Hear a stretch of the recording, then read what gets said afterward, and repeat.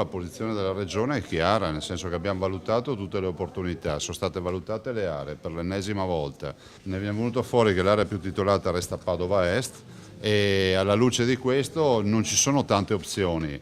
O la cessione gratuita come era scritto e quindi con la possibilità di fare i due poli via Giustiniani e Padova Est, oppure a seguire noi offriamo la possibilità di fare una permuta via Giustiniani con Padova Est, ma quindi si fa un solo polo a Padova Est, o infine l'esproprio, quindi si fa solo un polo a Padova Est.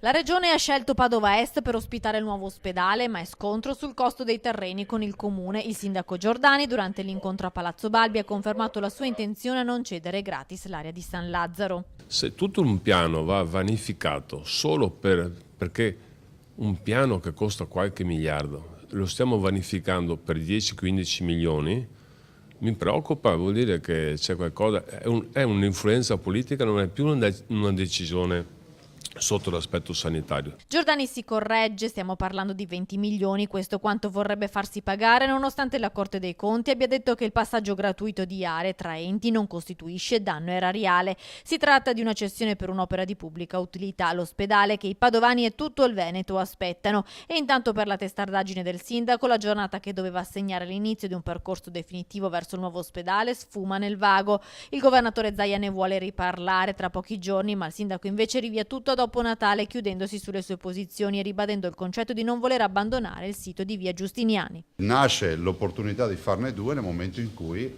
ovviamente c'è la possibilità di avere quest'area gratuita. È vero che la gratuità pesa poco nel complesso dei conti, però era la situazione per uscire dall'impasse che c'era. Se torna fuori che il fatto l'aspetto dell'area non gratuita, è ovvio che si torna al polo unico.